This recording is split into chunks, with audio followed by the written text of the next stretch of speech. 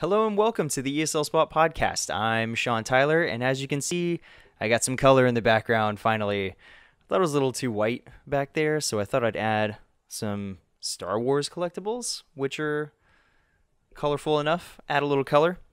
And of course, we got the red, white, and blue, which is always good. So today, the category is food and shopping. So I'll dive right into the first question. Somebody asked, is dining out expensive? And I said, not really for the most part, but it depends on where you're going and what you're eating. Expect to pay $9 if you're going out with a group of friends. This means drinks, foods, and lots of service at the table. And service is like free stuff that they bring to the table. It's awesome, and I miss it. For everyday occasions, though, you can expect to pay anywhere from $4 to $6. So that said, there's a $200 burger, and I want it. I never got it, but there's always the future. There's, if I remember correctly, there's gold in it. That's a part of the burger. You get to eat some gold in your burger. So next question was, what about shopping? Is it any different than the US? And I said, I hate to keep saying this, but it depends. So there are regular brand stores that we're all used to, Adidas, Nike, North Face, Apple, etc. And there are giant department stores that put Walmart to shame. So those were like E-Mart, Home Plus, Lotte Mart. Those are all giant mega shopping stores. So I said they have grocery stores at the bottom, everything you need for living in the middle, and a movie theater at the top. And that's like Lotte Mart. That's like a Lotte department store. While these 10-story department stores are pretty nifty, a lot of items you can find in them can be pretty expensive, and that's true. At Lotte Mart or the Lotte department store, it's just like any other department store, I think, in the U.S. Expect to pay what you're going to pay at a mall. South Korea also has a lot of mom-and-pop stores where you can find some reasonably priced items. This is where I try and go when I want to purchase anything. Not only will they have what you're looking for less money, but you can also try and bargain your way into a combo deal or discount. Bargaining here can rival a Mexican street store sometimes. So it's not necessarily that you're going to get money off the price, although that can happen. We were shopping for camping gear one time, and we got a ton of money off of my friend's sleeping bag because we were going to buy it like that day for some reason. But really where the deals come in are combo deals, like I said. With the sleeping bag, we also got like socks. I wasn't even buying anything, and they threw in a pair of socks for me. You can get hats or shirts, or if I'm going to buy this coat with that sleeping bag, or if I'm going to buy this meat with that meat, or these vegetables, you can really find some really cool combo deals, or make some cool combo deals for yourself. So my pro tip was, if you're looking for a dollar store in Korea, go to Daiso. I know Daiso is Japanese, but Korea has it as well. Yay. All of us here love that store, and you will too. You can find just about anything you need for your apartment for about 1 to 5,000 won, and so that's basically $1 to $5 or cheaper. We constantly joke about going to Daiso and not being able to leave without buying something. And then I said, finally, there are entire areas of Korea that are dedicated to shopping. A couple of these areas are Myeongdong and Gangnam. While they will have all the designer stuff you're looking for, expect to break your wallet, and that's true. Myeongdong is a little cheaper than Gangnam, but they certainly have nice stores as well in Myeongdong. Gangnam is really for high-end shopping, and that's really like the expensive area, and I'm sure you've heard the song by Psy, Gangnam Style, by now. So here's the stuff I wanted to add to this. So first thing, grocery stores. Like I said, like they're mostly like U.S. grocery stores, like just grocery stores, not talking about like the giant department stores where you can find everything, but just the grocery stores or just the grocery section of a store.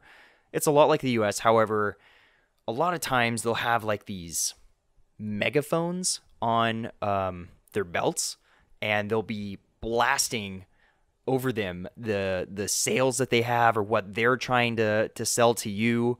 Like the butcher, he'll come on the loudspeaker and just scream at the top of his lungs what meats he's cut that day, what meats he has on sale that day, etc.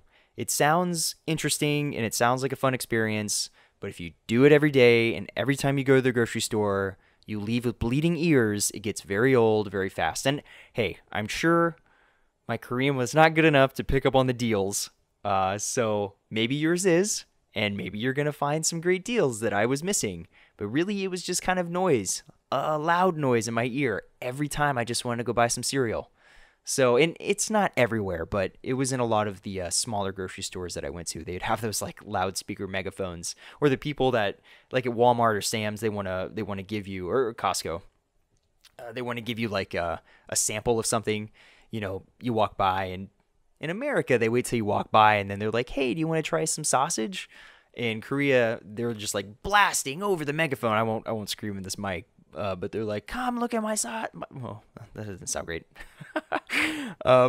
They want to give you free stuff, and they want to scream about it. Anyway, so there are also open markets, and they're all over the place. So they'll have entire like areas dedicated to these open markets, and you can buy, they have just regular like street food, or they'll have a whole assortment of fruits and vegetables, even meat. They'll have like a shoe store in these open markets. They're, imagine like a flea market almost, or like a farmer's market, but like add in a bunch of other stores. And the cool thing about these, actually, one was across the street from where I lived in northeast Seoul. In that, like I've said in other podcasts, that was like an older part of Seoul. So I had, I joked that I lived with like the people. I was living with the people, the folks. So I got to experience a lot of stuff that some of my other friends who were in more commercialized areas didn't get to. So for instance, I lived across the street from one of these farmers markets, and I went over there. It was cool to go over there on like a Saturday and walk around, even at night or whatever, and see what cool deals I could find, or just see what they were selling, pick up some street food. And that's the other thing.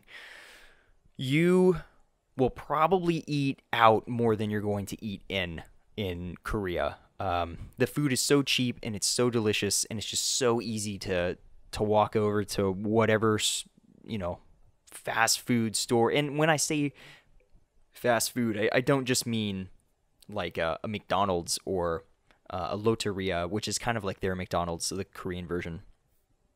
I mean, they have chicken stores and these things called kimbap chongguks, which is they sell the whole menu there is in Korean, actually. And if you don't know what you want, or you can't, in my area, if I couldn't say it in Korean, I wasn't leaving there with food.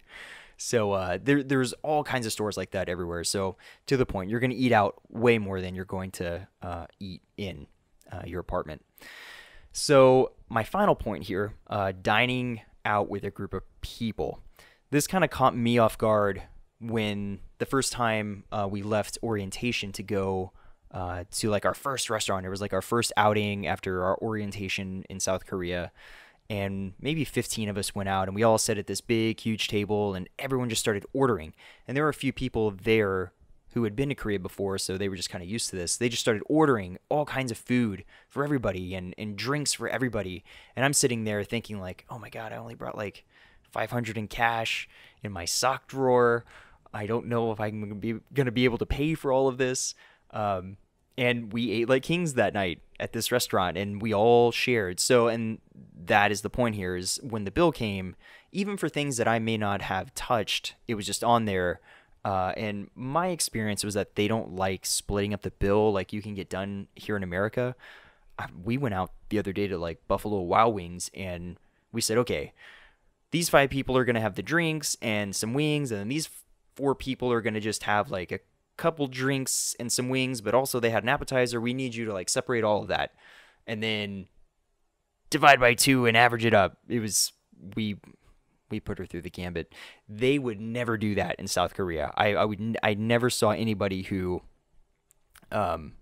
would do that kind of division for a group of people. So when you get the bill, it's not that bad.